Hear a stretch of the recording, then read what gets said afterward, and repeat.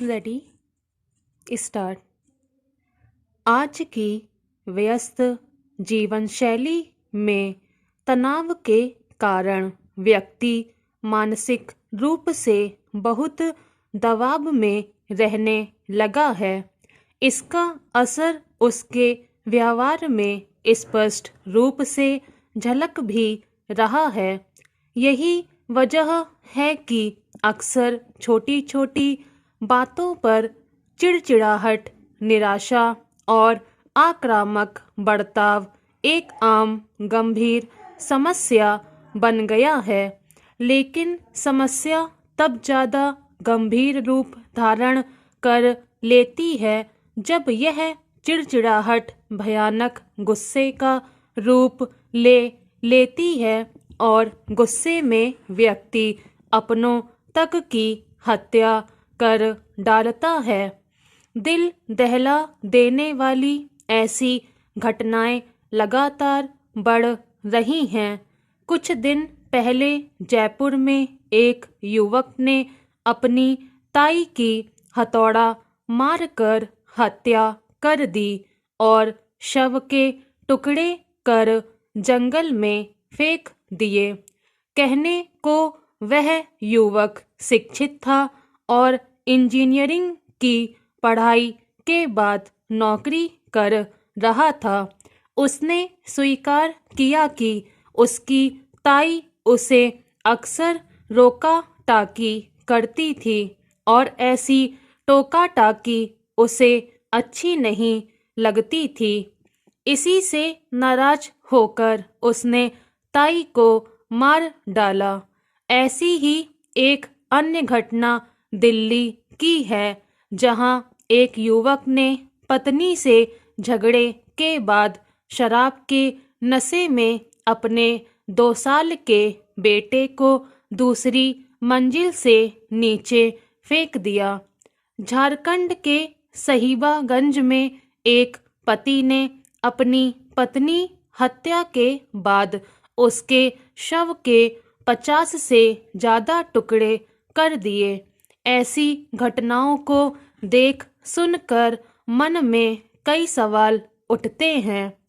गुस्से में तोड़-फोड़ और मारपीट जैसी घटनाएं तो समझ में आती हैं, लेकिन मामूली बातों पर इतना गुस्सा कि किसी अपने की ही हत्या कर दी जाए, यह चिंता में डाल देने वाली बात है। इसीलिए यह सवाल बार बार झकझोरता है कि आखिर लोगों में इतनी नकारात्मकता, हिंसा, गुस्सा, घृणा आई कहाँ से और क्यों आ रही है। अब हिंसा या घृणा के भाव जाति, धर्म, भाषा, क्षेत्र या शत्रु तक ही सीमित नहीं रहे, बल्कि निजी संबंधों तक भी इनका विस्तार देखने को मिल रहा है। दुनिया भर के समाजों में घृणा में हुई वृद्धि के कारणों को समझना जरूरी है। सवाल है कि कैसे और क्यों हम एक ऐसी जगह पहुंच गए हैं जहां घृणा और क्रोध के रूप में राष्ट्रवाद, जातिवाद और नारी द्वेष बढ़ता जा रहा है और दुनिया भर में आंदोलनों का आधार बन रहा है। व्यक्ति के उत्थान के साथ साथ असंतोष और निराशा में वृद्धि हुई है, क्योंकि आधुनिक दुनिया अभिजात वर्ग और राज्य द्वारा किए गए वादों और जनता की अपेक्षाओं को पूरा करने में विफल रही है।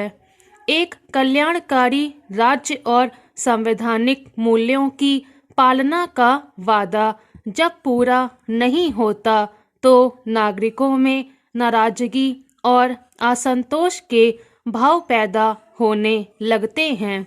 ऐसा होना स्वाभाविक भी है। भारत में आज यही स्थिति है। सबसे बड़े लोकतांत्रिक देश का नागरिक होने के बावजूद लोग स्वयं को एक असुरक्षित दुनिया का हिस्सा मानने लगे हैं। उन्हें अपने चारों ओर असंतोष, निराशा, आक्रोश और आर्थिक अस्थिरता दिखाई दे रही है और ऐसी स्थिति कोई एक दिन में नहीं बनी है। सोचने की बात यह है कि सबसे बड़े लोकतंत्र में ही लोकतांत्रिक मूल्य हाशिए पर क्यों होते जा रहे हैं। आखिर ऐसा क्या हुआ है कि सामाजिक सरोकारों के प्रति सक्रिय रहने वाले बुद्धिजीवी समूहों ने मौन की संस्कृति को अपना लिया है। स्टॉप।